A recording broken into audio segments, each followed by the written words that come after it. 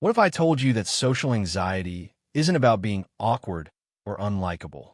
What if the real problem is that you're demanding something from other people that you'd never demand from yourself? There's one hidden assumption making you anxious before you even open your mouth. It's invisible, it's irrational, and it's completely fixable. Let me show you what your brain is doing to you right now. Look, I've spent my entire career studying one simple truth. Your thoughts create your feelings. Not the world, not other people, your thoughts.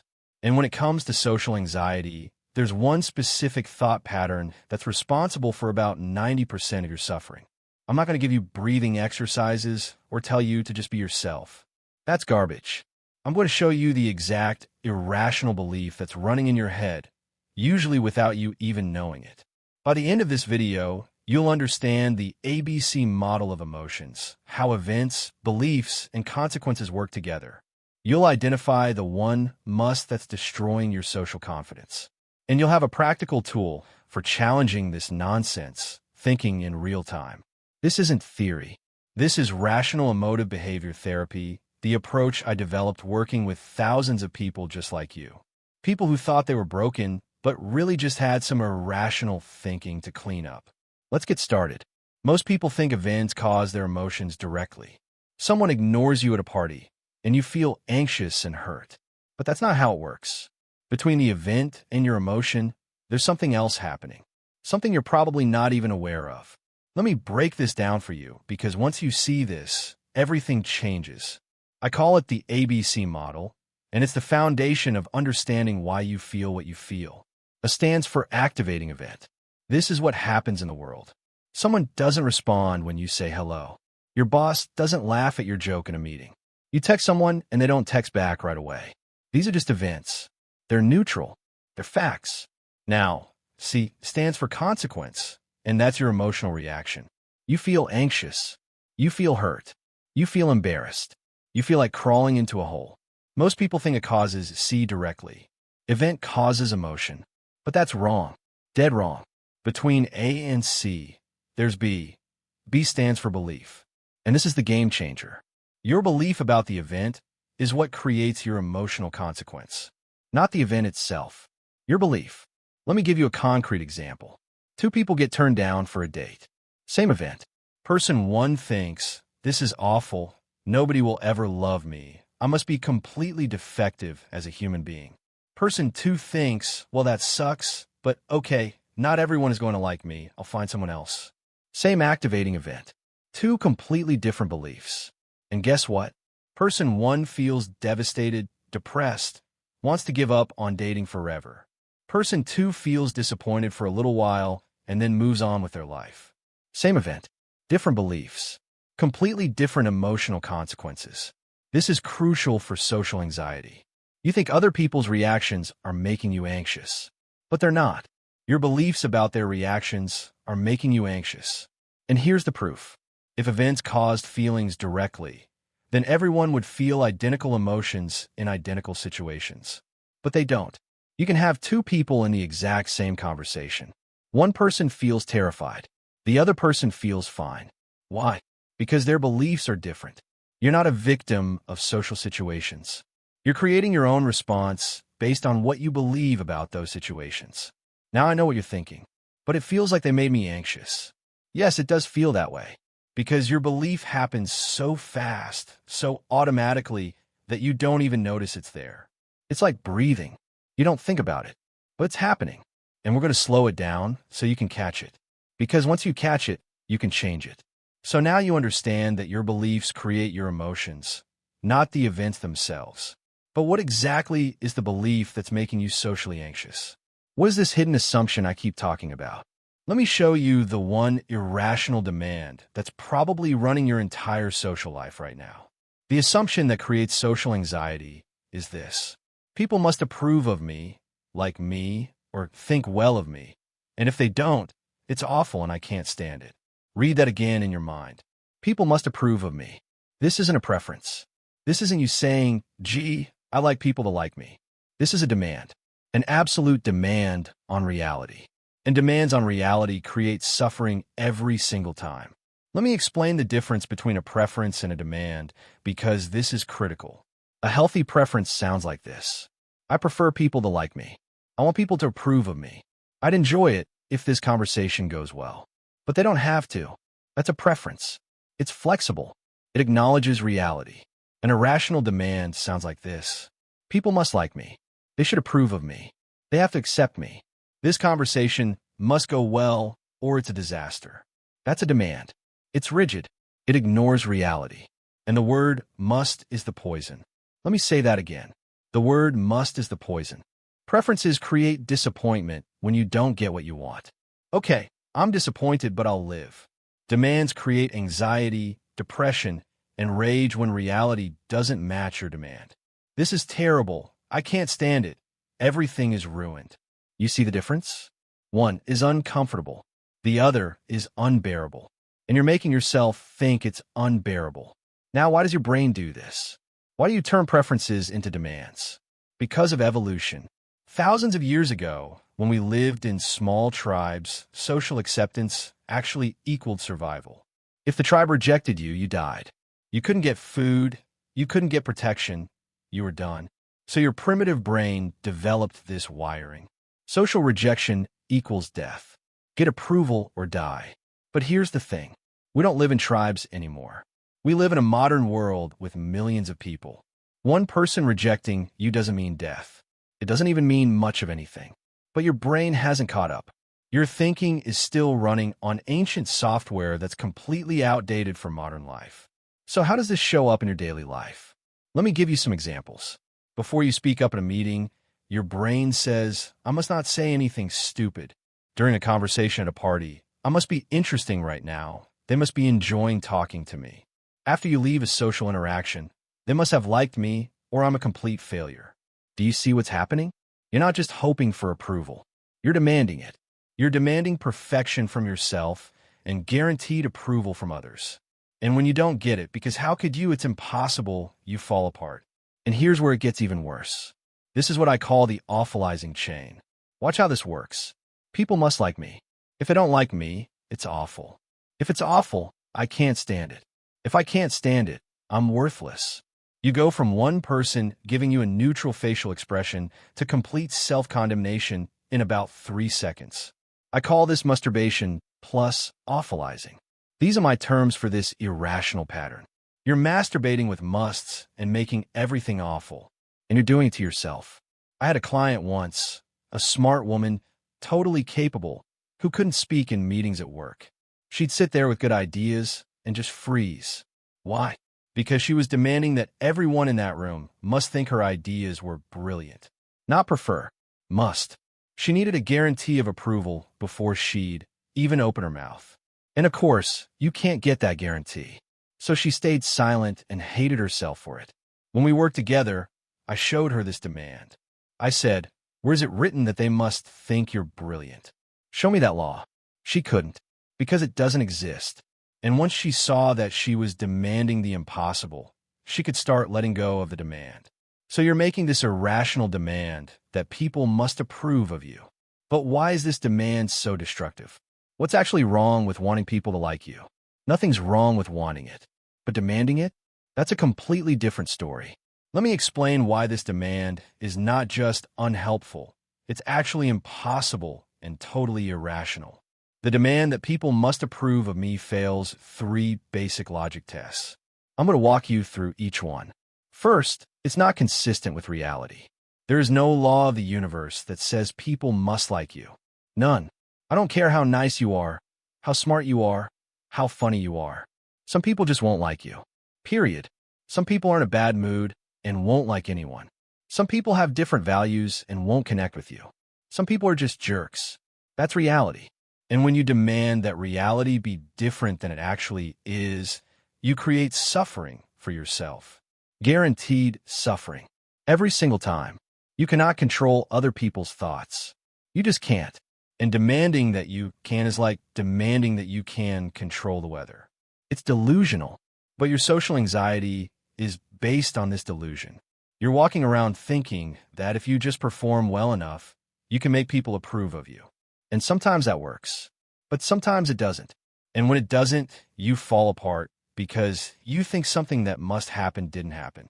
Second reason your demand is irrational. It's not logical. Listen to your own logic here. I want people to approve of me. Therefore, they must approve of me. Do you hear how insane that is? That's like saying, I want $1 million. Therefore, I must have $1 million. Or I want it to be sunny today. Therefore, it must be sunny.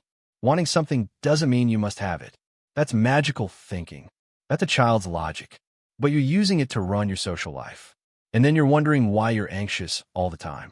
You're wanting something has zero impact on whether you get it. Zero. Reality doesn't care about your wants. And demanding that it should care is what's called a non sequitur. The conclusion doesn't follow from a premise. It's just bad logic. But your brain does it automatically because you've practiced this bad logic for so long it feels true. It's not true. It's just familiar. Third reason your demand is irrational. And this one's really important. It doesn't help you get what you actually want. Think about this. You demand approval because you want to feel secure and confident in social situations, right? But demanding approval makes you more anxious, not less. The anxiety makes you perform worse in social situations, not better. You become stiff, you overthink everything, you monitor yourself constantly, you're in your head instead of in the conversation. And all of that makes you less likable, not more. So you're creating the exact outcome you're trying to avoid. You're shooting yourself in the foot and then wondering why your foot hurts. Meanwhile, if you could accept that people don't have to like you, you'd be more relaxed. You'd be more present. You'd be more authentic. And guess what? People generally like relaxed, present, authentic people more than anxious, self-monitoring, desperate for approval people. So the demand is literally working against you.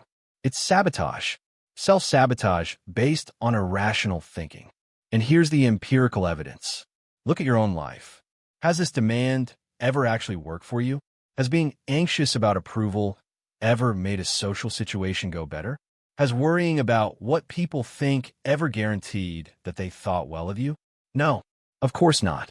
Because you're demanding something that's impossible to guarantee. And the demand itself creates problems. Let me give you an analogy. Imagine you're going on a picnic and you demand that it must not rain. You don't prefer sunshine. You demand it. It must not rain. So you go to the picnic and what happens? It rains. Because weather doesn't care about your demands. Now you have two choices. You can accept that it rained and adapt. Get under a shelter, change your plans, whatever. Or you can sit there in the rain screaming about how it must not be raining, how this is awful, how you can't stand it. Which response is going to make your day better? Obviously accepting reality and adapting. But with social approval, you're doing the equivalent of sitting in the rain screaming that it must be sunny. You're demanding that reality be different. And reality is ignoring you. And you're making yourself miserable. All right, so your demand is irrational. You get that now. But knowing that your thinking is irrational isn't enough. You need to actively dispute it. You need to argue back against your own irrational beliefs when they show up. And I'm going to show you exactly how to do that right now. We're going to add 2 more letters to ABC. D and E. D stand for disputing the irrational belief. E stands for effective new belief. This is where the rubber meets the road. This is where you actually change your thinking and therefore change your emotions. And it takes work. It takes practice. But it absolutely works if you do it. There are 3 main ways to dispute an irrational belief: empirical disputing, logical disputing, and pragmatic disputing. You want to use all 3 to really demolish that irrational thinking. Let me walk you through each type with specific examples you can use. Empirical disputing means you look for evidence. You ask, where's the proof that this must be true? Show me the evidence. Your irrational belief says, I must have everyone's approval. Okay, prove it. Where is that written? Is there a law of physics that says this? Can you show me scientific evidence that you must be approved of? The answer is no. There is no evidence. It's just something you're telling yourself. And when you demand evidence for your must, and you can't find any, the must starts to weaken. It loses its power over you. Another empirical dispute. Where's the evidence that if someone doesn't like me, it's awful? Define awful. Does awful mean uncomfortable? Because you might be uncomfortable. Or does awful mean the worst possible thing, a catastrophe, the end of the world? Because it's not that. Not even close. You're exaggerating. You're taking discomfort and calling it disaster. And when you look at the actual evidence, you see that disapproval is just unpleasant. It's not awful. Words matter. Stop calling things awful when they're just inconvenient. Logical disputing means you examine whether the conclusion follows from the premise. Does this actually make sense? Your irrational belief says, if someone doesn't like me, I'm worthless. Okay, let's examine that logic. How does one person's opinion determine your entire value as a human being? Does that make any sense? That's like saying if one person thinks pizza is disgusting, then pizza has no value anywhere for anyone. It's absurd. Your worth as a person doesn't depend on any individual's approval or disapproval. You're not worthless. You're just not liked by that particular person at that particular moment. Big difference. Here's another logical dispute. If I make a mistake in conversation, it proves I'm socially defective. Really? Does one mistake prove total deficiency? If you got one answer wrong on a 100-question test, would that mean you know nothing? No. You'd still know 99%. So why are you applying this all or nothing logic to yourself socially? It's not logical. It's distorted thinking. And when you point out the logical flaws in your own thinking, you start to see how ridiculous it is. Pragmatic disputing means you ask, is this belief helping me or hurting me? What's the practical result of thinking this way? Your irrational belief says, I can't stand it if they reject me. Okay, let's test that. Can you actually not stand it? Because I'm pretty sure you've been rejected before in your life. And you're still here. You're still alive. You're still functioning. So clearly you can stand it. You just don't like it. And there's a huge difference between not liking something and not being able to stand it. Not being able to stand something means it would kill you or destroy you. You can't stand being burned alive. You can't stand having no oxygen. But you can absolutely stand someone not liking you. You've done it before. Many times. You just found it uncomfortable. And you're confusing discomfort with inability. When you do a pragmatic dispute, you're asking yourself, what happens if I keep thinking this way? Answer, more anxiety, more avoidance, more misery. What happens if I change this belief? Answer, less anxiety, more freedom, better quality of life. So practically speaking, this belief is hurting you. Get rid of it. After you dispute the irrational belief using all three methods, you replace it with an effective new belief. That's the E. And the effective belief is based on preferences, not demands. It accepts reality instead of fighting it. Here's what effective beliefs sound like. I prefer people to like me, but they don't have to. There's no law that says they must. I can handle disapproval. It's uncomfortable, but it's not unbearable. I've survived it before, and I'll survive it again. Some people won't like me, and that's just reality, not catastrophe. My worth as a person doesn't depend on anyone's approval. I'm a fallible human being who sometimes makes mistakes socially, and that's okay. Do you see the difference in these statements? They're realistic. They're flexible. They acknowledge that you have preferences, but they don't turn those preferences into demands. And when you think this way, you feel disappointed sometimes, maybe frustrated, but you don't feel that crushing anxiety and self-hatred. This is REBT in action. This is how you actually change your emotional life, by changing your beliefs. Let me give you a personal example. I've been rejected thousands of times in my career. Clients who didn't want to work with me. Colleagues who disagreed with my methods. Journals that rejected my papers.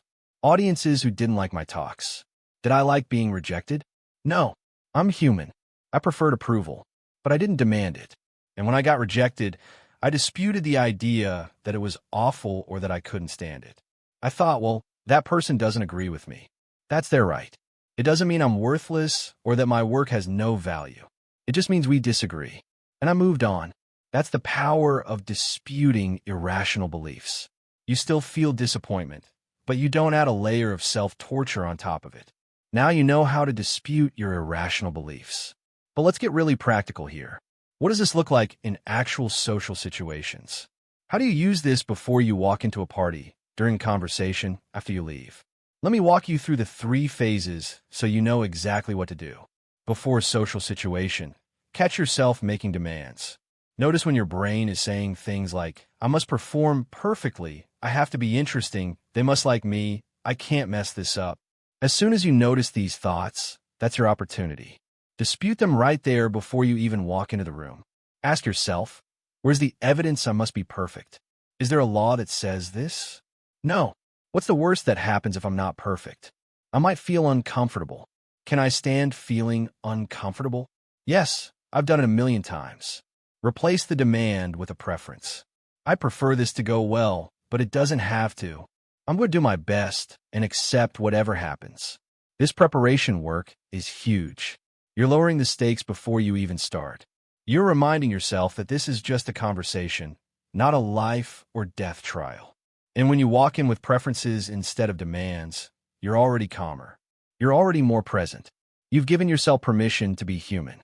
During the social situation, pay attention to when your anxiety spikes. That spike is your signal that you're masturbating again. You're demanding something in that moment. Maybe someone didn't laugh at your joke, and your brain immediately went to, they must think I'm stupid. This is awful. Catch that thought. Do a quick dispute right there in your head. Do they have to laugh at my joke? No. Does one person not laughing mean I'm stupid? No. Can I continue this conversation even though I feel uncomfortable? Yes. And then refocus on the actual conversation instead of your performance. This is key. Stop monitoring yourself constantly. Stop trying to control how you're coming across. Just be in the conversation. Listen to what the other person is saying. Respond authentically. Accept that you might feel anxious, and that's okay. You can feel anxious and still function. Anxiety is just a feeling. It's not a stop sign. And the more you practice staying in conversations while feeling uncomfortable, the more your brain learns that discomfort isn't dangerous. After the social situation, this is where most people torture themselves. Your brain wants to replay the entire interaction looking for mistakes. You'll think about that pause that felt awkward, or the thing you said that sounded weird, or the person who seemed bored. And your brain will say, see, that was terrible. They definitely think I'm an idiot. I can't do social situations. This is awfulizing and mind reading combined. And you need to dispute it immediately. Ask yourself, was it actually terrible or just not perfect? Do they actually say they think I'm an idiot? Or am I making that up? Am I mind reading? Do I have evidence for these thoughts? Or am I just assuming the worst? Most of the time, you're catastrophizing. You're taking minor imperfections and turning them into disasters. And you need to challenge that distortion. Maybe the conversation wasn't amazing, but so what? It was okay. You survived. You didn't die. The world didn't end. And that's enough. This is also where you practice unconditional self-acceptance. This is a big concept in REBT. You are not your performance. You're not your social skills. You are a worthwhile human being even when you're awkward, even when people don't like you, even when you make mistakes. Your value doesn't go up and down based on how conversations go. You accept yourself unconditionally, which means regardless of conditions. And this is radical. This is the opposite of what society teaches you. I had a client who used to spend hours after every party replaying conversations in his head, looking for proof that people didn't like him. He'd find some tiny moment where someone looked away or didn't respond enthusiastically, and he'd convince himself that person hated him. It was exhausting. So I taught him to dispute this mind, reading, and awfulizing. I said, you don't know what they were thinking. You're making it up. And even if they didn't enjoy talking to you, so what? That's allowed. Not everyone has to enjoy you. Within a few weeks of practicing this, he was actually enjoying social events because he stopped putting himself on trial afterward. What this looks like over time is pretty amazing. At first, disputing your irrational beliefs takes conscious effort. You have to catch yourself, remind yourself to dispute, talk back to your thoughts. It feels awkward and forced, but after you practice it for a while, it becomes more automatic. Your brain starts to default to healthy thinking instead of irrational thinking. And eventually, you get to a place of genuine indifference to others' approval. Not that you don't care at all. You still prefer approval, but you're not dependent on it. You don't need it. And that's when you become truly socially confident, because you're confident in yourself regardless of what anyone else thinks. Now I want to address something really important. What happens when you actually do get rejected or criticized? Not your imagination of rejection, but real, clear rejection. Someone tells you they don't want to be your friend. Someone criticizes your work. Someone says they don't enjoy spending time with you. How do you handle real social failure without falling apart? This is crucial because rejection will happen. It's inevitable, and you need to be able to deal with it. First, accept that rejection is part of reality. You will be disliked by some people.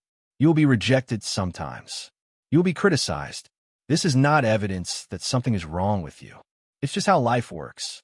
Even the most beloved, successful, charismatic people on earth have millions of people who don't like them. Look at any famous person. They have fans and they have haters. Same person. Some people love them.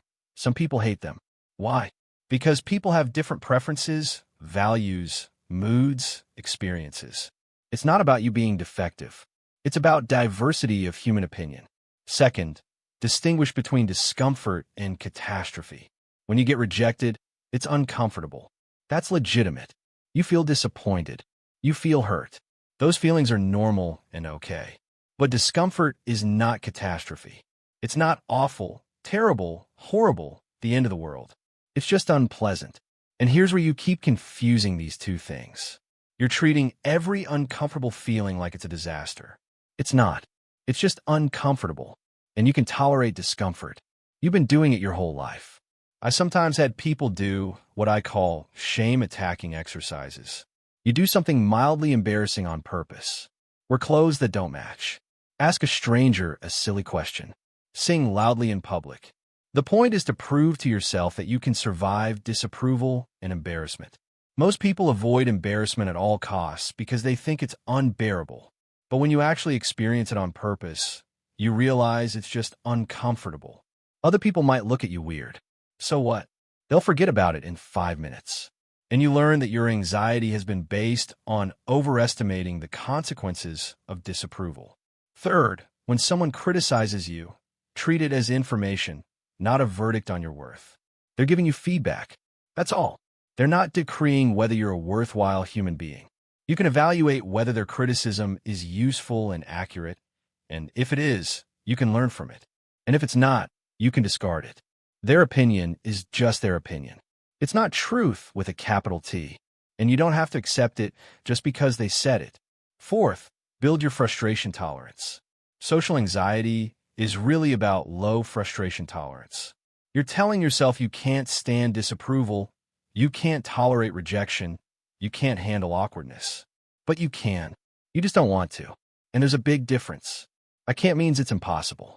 I don't want to means it's unpleasant. Stop confusing the two. Practice tolerating discomfort without adding irrational beliefs on top of it. Just feel the discomfort. Don't make it worse by telling yourself it's awful and you can't stand it. Just sit with it. It will pass.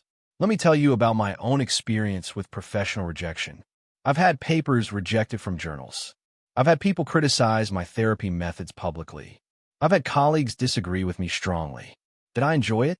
No, but I didn't demand that everyone approve of my work. I disputed the idea that rejection was awful or that I couldn't stand it. I thought, okay, they don't agree with me. That's fine. I still think my work is valuable. I'll keep doing it. And I did. And I contributed significantly to psychology without needing universal approval, because I gave up demanding it. So there it is. The one assumption making you socially anxious is the demand that people must approve of you. And now you know how to identify it, dispute it, and replace it with something rational. Let me bring this all together for you. Social anxiety isn't about other people. It's not about your personality or your social skills or your past. It's about one irrational assumption buried in your thinking. People must approve of me, like me, think well of me. And if they don't, it's awful and I can't stand it and I'm worthless. That assumption is running in the background of your mind, usually without you even knowing it's there. And it's creating your anxiety. This assumption fails every test we can give it. It's not supported by reality. There is no law of the universe that says people must like you. Reality is full of people who won't like you no matter what you do. The assumption isn't logical. Wanting approval doesn't mean you must have it. That's magical thinking, not logic. And the assumption doesn't even work to get you what you want. Demanding approval creates anxiety, which makes you perform worse socially, which makes you less likable. You're sabotaging yourself. Here's what you do instead. Use the ABCD model I taught you today. When something happens in a social situation, that's A, the activating event. Catch your belief about it. That's B. Notice the emotional consequence. That's C. Then dispute that irrational belief using evidence, logic, and pragmatism. That's D. And replace it with an effective new belief based on preferences, not demands. That's E. This is the system. This is how you change your emotional life. You're going to feel uncomfortable sometimes in social situations. Good. That means you're human. Discomfort is not catastrophe. It's just discomfort, and you can tolerate it. You've survived every rejection you've ever experienced. You're still here. You're still functioning. You're not fragile. You're just telling yourself you are. And you can stop telling yourself that. Practice this system. Before social situations, catch your demands and dispute them. During social situations, refocus on the conversation instead of your performance. After social situations, challenge your mind reading and catastrophizing. And over time, you'll develop unconditional self-acceptance. You'll accept yourself regardless of whether other people approve. And that's when you become genuinely confident. Not because everyone likes you, but because you don't need everyone to like you. You don't need universal approval. You just need to stop demanding it. That's the difference between social anxiety and social confidence. Anxious people demand approval and fall apart when they don't get it. Confident people prefer approval, but accept reality when they don't get it. Be the second person. It's a choice. It's a choice you make with your thinking. And now you know how to make that choice. Now, if you want to go deeper on this, I've got another video you need to watch. It's about the 3 core irrational beliefs that create almost all emotional suffering, not just social anxiety. Because the ones we talked about today, that demand for approval, that's just one of 3 major irrational patterns your brain uses to torture you. In that video, I break down all 3 beliefs, show you how they interconnect and feed off each other, and give you the complete system for disputing any irrational thinking that comes up in your life. If social anxiety is just one part of your struggle, if you also deal with anger or depression or general stress or frustration, that video is your blueprint for handling all of it. Click the video on screen right now. Let's finish what we started. I'll see you there.